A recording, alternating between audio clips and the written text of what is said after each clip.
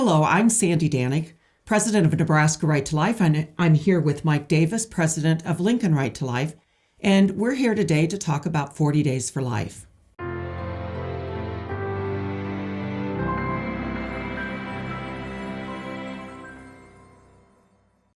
"40 Days for Life began this Lenten season on February 26th, and we're in the midst of that prayer right now. So perhaps, Mike, you could explain what 40 Days for Life is. So, Sandy, I understand that David B. Wright was a guest of Nebraska Right to Life at the March In 2004. 2004, and he started 40 Days for Life from an idea that he got from when he came here. And so this book, 40 Days for Life, we are giving out, and we have anybody watching, if they would like a copy and promise to read it, I will get them a copy of this book. And it goes through how they started it in Bryan, Texas, where Texas A&M is, and it's where Abby Johnson was the director of that Planned Parenthood when they started 40 Days for Life.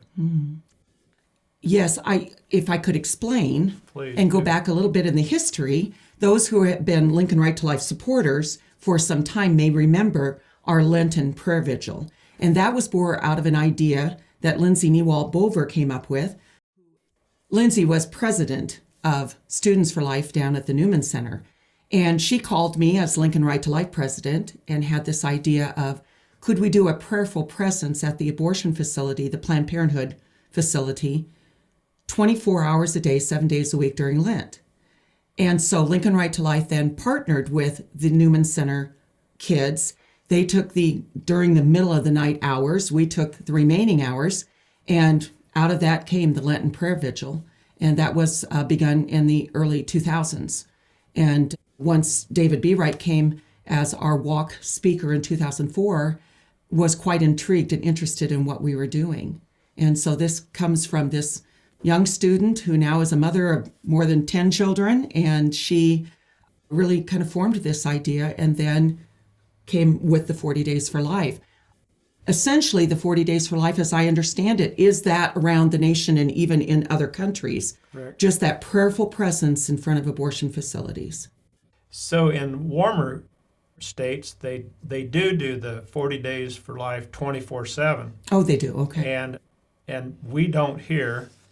We do from 6 a.m. to 8 p.m. every day, 7 days a week for the 40 days.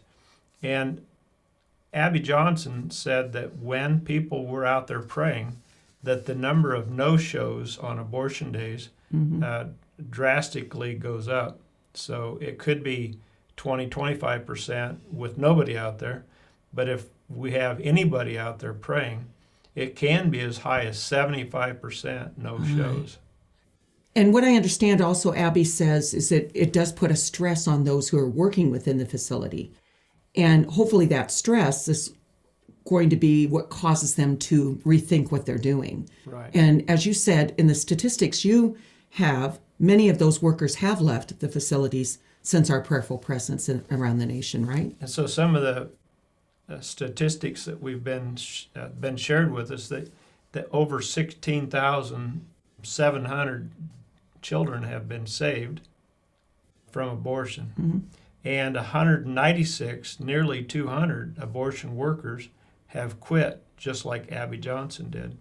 And that's one of her, and then there were none, is one of her missions to get abortion workers to quit, just like she did. And then 104 abortion centers have closed also. And we've seen a great deal of fruit that comes from this prayer, I think.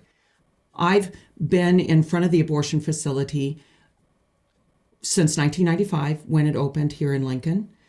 I was a young mother then and really saw the benefit of that prayerful presence. But then we kick it up when we do the 40 Days for Life because we're there so many more hours. So I think many times we think about when we have people in front of the facility praying, we're praying for those in the facility who are performing the abortions, the young women who are going in for the abortions, but I also think that that prayerful presence in front of that facility bears great fruit for those who are in prayer. Some are given the privilege of talking to the young moms. Some are just there in that prayerful presence and meditating on, our Lord being present there with them. And perhaps you could speak a little more to what you see, because there's also Mass being said across the street. We've have had the building right across the street from Planned Parenthood for right at 2 years now.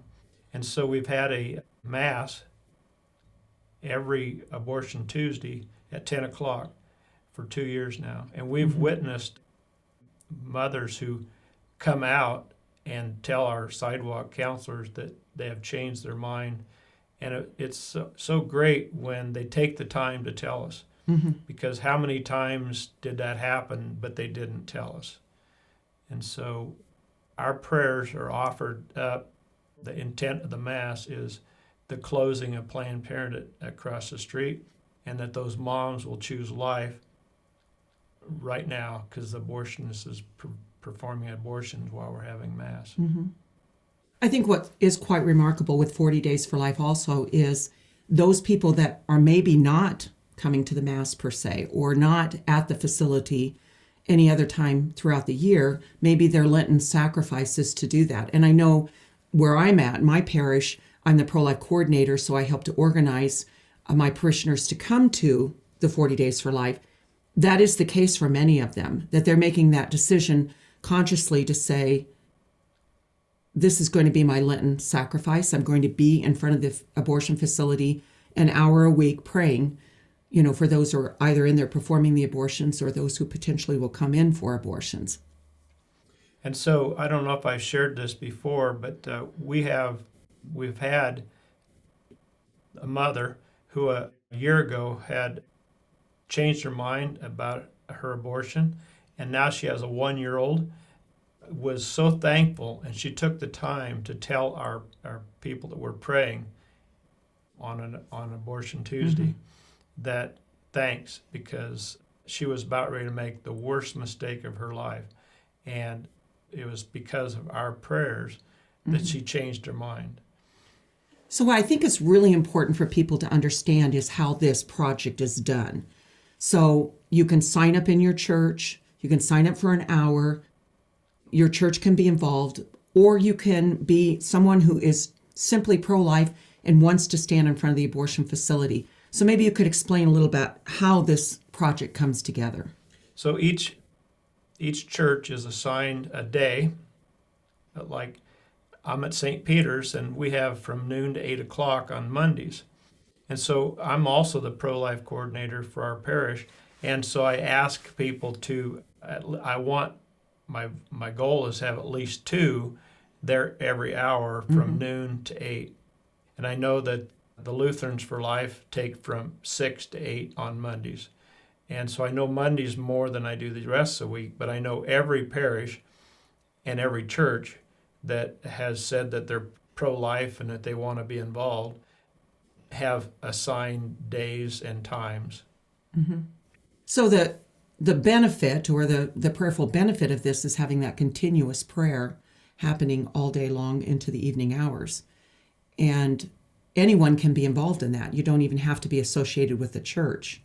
Right. You can come at any time, particularly on Tuesdays, though, because most often that's when the abortions are being performed.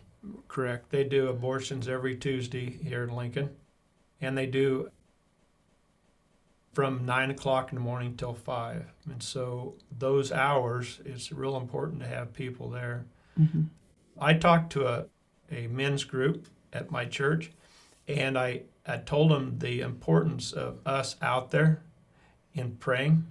And so one of the guys who I said that to, the very next Tuesday, he was out there from 1 o'clock to 2 o'clock, which was his lunch hour.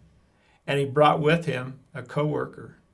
It's awesome when people will give up their noon hour to come out and pray. So is there a specialized form of prayer, any signs they hold, anything that they need to know about when they come there? We have at the Lincoln Right to Life Center, we have signs that say pray to end abortion, or say hurting, hopeafterabortion.com, because there are numerous people who drive by who have had abortions, and they feel they regret that they did it. Sometimes they're not mature enough yet, or it was too soon, or they're trying to overcome the emotions that they know they did wrong, but they haven't come to the terms that they need forgiveness. They need to ask God for forgiveness. And so that hopeafterabortion.com is a way for them to go to find out, what can I do now that I've made that horrible to receive mistake? that healing. Correct. From the abortion experience. Absolutely. I think that also, too, as I've seen over the years, the people that are coming there, as you said, your story of this gentleman coming on his lunch hour, it gives them that opportunity to have that experience of prayer there and then feel more comfortable with it, because some people are intimidated by it, right, and think it's, this is a scary experience for me, because we know the evil influence of abortion. And so to stand in front of that facility in that setting, it can be intimidating. So it gives them that exposure to the prayer and hopefully gives them that comfort level. So Mike, maybe you could explain in our remaining moments here how someone can get involved in signing up for 40 Days for Life. Sure. We have a website, 40daysforlife.com, Lincoln, and you can go on there and sign up for different hours, so that when the overall coordinator, Gene Key, can see, do we have the hours covered? If they don't want to do that, they can just show up. Well, that concludes our talk for today. Thank you for joining us. On behalf of Nebraska Right to Life and Lincoln Right to Life, we greatly appreciate your time with us today. Join us next time when we will be discussing the spiritual battle that we fight at the abortion facility and how we use our faith as a public witness in that battle. God bless you.